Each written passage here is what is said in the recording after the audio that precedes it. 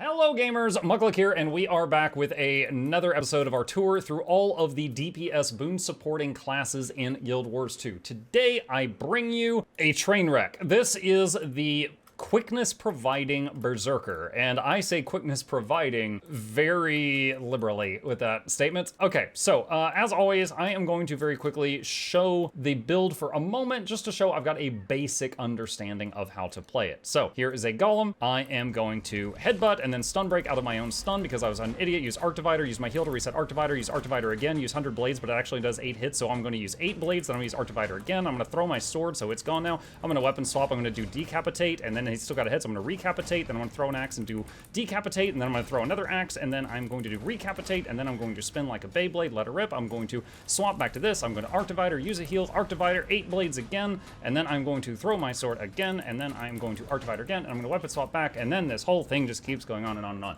We've got 100% quickness uptime and 21k damage. I cannot bear to play this anymore, so I'm going to stop the test there. The best I did, I think, was 23k in my test. Let's talk about it. All right, so quickness uptime is actually that you give yourself more quickness than you give others. The Axe 4 gives quickness, and the, this thing, Heat the Soul, gives you more quickness than you give to other people. So at least I think so. This tooltip is confusing because quickness is listed on there 2 times. If I'm wrong about Heat the Soul, I could tell you at the very least, Dual Strike gives you quickness and doesn't give to others. So I had to ask somebody to stand in the testing room with me in order to find out if I was keeping 100% quickness uptime on others. And when I first tried it, I found that I was not. So I had to change what I was doing. I looked online for guides. My go-to places are Guild Gen and then Snowcrows. I like how Guild Gen shows rotations right here. We're just like a priority thing. Snowcrows has these very long lists, which are wonderful if you're min-maxing, but I'm not familiar with the class, so I like these. However, Guild Gen didn't have a Power Quickness Berserker at the time that I looked this up. She had a Quickness Kandi Berserker, and I was going to play Power. So I used a bit of information from both websites to make this work. Now, when I first tried this out, I could not reliably keep quickness up on my teammate. So I ended up swapping out a couple of pieces of gear for Diviners, and I got Relic of the Herald instead of the DPS Relic. Everything else is full Berserker, and I'm using Air and Force sigils, Hydromancy Force sigils, and Scholar Runes, which I believe were recommended by Snowcrows. And then this was the build right here, which is pretty standard, and then here's our utilities up here. Now, how does this work? For those who don't play Berserker, every time you do a burst skill, you will generate quickness around you for a couple of seconds, okay? So I'm gonna hit this guy for a little bit. So we're just gonna bop, bop, bop. I'm actually gonna spin just to fill the adrenaline bar. When this comes up, you hit this to go into Berserk. Then F1 is a burst. So boom, there's quickness. Boom, there's quickness. Boom, there's quickness. Boom, there's quick. You get the idea.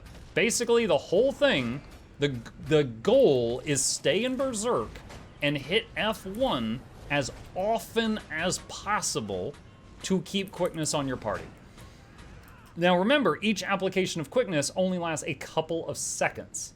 So you have to really be doing this well. You have to really be doing this well. Outrage, every time you hit it, it gives you some more like adrenaline and stuff to work with, and it extends your time in Berserk for 3 seconds. So if you're hitting Outrage, if you're using Outrage frequently, and you're doing everything in, you're doing the burst as often as possible, it is possible, if played perfectly on a boss that lets you hit it the whole time, to stay in Berserk the entire fight. But if you're on a fight where there's a lot of movement, or the boss goes invulnerable, you might, you have to stop doing your burst, which means you stop providing boons, they fall off, and if it's even longer than that, then you get completely knocked out of your Berserk. The easiest way to get back into Berserk, I have learned, is to, we're gonna run over here. We use Headbutt. Now Headbutt, bonk, it actually stuns you, but it fills the bar. Then you can hit F2 and then stun break yourself and then go ham. So the opener, as I understand it, is, oh, actually, I can't leave Berserk right now. Okay. The opener, as I understand it, is using Headbutt, using F2, and then using Outrage, and then if you're in Greatsword, you Arc Divider, use your heal to reset the cooldown, Arc Divider again, use 100 Blades to get it back up, and Arc Divider a 3rd time, and then start doing Axe stuff.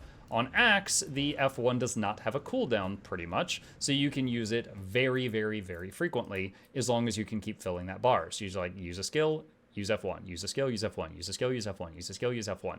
Whenever the heals comes back up, because the heal resets your F1. You can do Greatsword, which is harder, and you can do Arc Divider, heal, Arc Divider, 100 Blades, Arc Divider, maybe throw the sword, and then go back to axe again. So whenever the heal's up, time to go do greatsword things, and then go back to axe in between. Additionally, if you wish to do it for damage, anytime headbutt's up, you can do headbutt, F2 if you're not already in Berserk, and then use the outrage as a stun break to get out of the headbutt. So if you're using outrage off cooldown, every other outrage you can pair with the headbutt if you wish to. I didn't like the feel of that because headbutt, you stun yourself and then you stun break out of it. That turns your attack off, so you got to hit buttons again to keep going. If you're hitting buttons fast enough, I don't even think you almost ever get the chance to do a normal one attack, but you know, it's worth saying that if you do that rotation, you're frequently stunning yourself. Also, if you do this, you don't hardly have any CC other than one of the Primal Burst. So if you're on a fight where you need CC, you would swap out one of the signets for, I believe it's called Reckless Blow. Hold on, I'm waiting to leave combat here. Wild Blow. It's called Wild Blow. So you would swap out Wild Blow for that. Now, this build, as I played it here, it provides quickness for the whole group. It provides fury for the whole group. It's full melee. I was playing the power version. There is a Condi version as well. I don't have experience on that one. It's similar to the Willbender, the Alacrity providing DPS Willbender. If you cannot hit something, you cannot buff your party and all those buffs fall off. Even worse than that is if you cannot hit something for long enough, you fall out of Berserk, and then it's even more punishing. Also, you are using your heal as part of your damage rotation. Every time the Greatsword is able to, you go into Greatsword, you use the F1 to do Arc Divider, you use the heal to reset it, you use the F1 to Arc Divider again, you use 100 Blows, and then you use F1 to Arc Divider one more time before you leave Greatsword. So you often do not have your heal when you need it. So if you are in a pinch and you just suddenly get trucked and you would want to use your heal, it's rarely available. If you're using headbutt on the rotation, you don't usually have CC on demand, and a headbutt's a very short cooldown, so there is a decent chance headbutt will just be available when you need it for CCs. That happened to me many times today. And also, if you've got Wild Blow on the bar, that's a really good one as well. We did not have any trouble with CC in our group today. However, our strikes today, I took this to Cosmic Observatory, which is Dagda, and anytime she pushed us out of the middle, boons fell off my whole party. And I'm even going slightly against what the guide sites were saying to run a bit extra concentration. So I had just these right here are concentration, these are diviners, and then Relic of the Herald is more concentration. Everything else is berserkers. So I'm running a bit more concentration than what the websites say, but maybe it was because of, me bad, but it was still very challenging to keep boons up unless we were on something that didn't have invulnerability moments. When we fought the very easy Shiver Peaks boss, when we fought Bone Skinner, my boon uptime on my party was like right at 100%. But when we fought, Old Lion's Court, it was an absolute travesty. Like, every time the boss went invulnerable and one of them went up and a new one went down, or we had to run out of something, the boon uptime on my party was trash. It was absolutely trash, and it felt awful because it was like the boss would finally come back down. I'm like, okay, now I primal oh, I fell out of Berserk. Okay, I have to go do the other rotation because I got to get back. Okay, so I headbutt, I stun myself, I break the stun, go into Berserk. Now I can primal oh, he's leaving again. And it was a lot of that. And, we cleared all of it. We cleared all of it. We killed all of the things. On the fights that didn't have repeated phasing, I was able to do 100% boon uptime. I understood the basics of the rotation. But with how button mashy it was, and I'm not kidding, it was seriously high APM. Like, this is among the highest APM builds I have ever played in this game. I am absolutely beating the keys on the keyboard to keep this stuff going. To do a barely acceptable amount of quickness, for me, again, skill issue. And dude, if I need to say it for the 100th time, this is not a guide. This is a video cataloging my experience as I try each of these classes for the first time. I have been playing Berserker for about 2 hours now. Okay, so it felt like I was working insanely hard to keep up a barely minimum line of quickness and also doing just over 20k damage, except on fights with phases. I'd be doing a lot less on those. Compare that to nearly any other quickness provider I did, except the Catalyst. That was a train wreck. They had no problem keeping that quickness rolling the whole time. Deadeye required a target, but Deadeye could stack it up so high, it wasn't a problem when there was like phases and stuff like that. You know, Harbinger just pulses the quickness. Herald just pulses the quickness. Chrono required a target, so it kind of had similar issues to that, but this felt much tighter than Chrono. Scrapper required a target, but easily stacked it up very high and didn't have these issues. So I have never before experienced in this game, when I've tried all these different builds, having to work so incredibly hard for what felt like such mediocre return. Again, it is 100% possible that I just played this poorly, you guys. I showed you on the dummy, I had a basic understanding. I'm able to keep that boon at 100%. I'm able to break 20k DPS. You know, I was following advice from Jen and Snowcrows and stuff like that. But this is absolutely in my top 3 worst builds to play.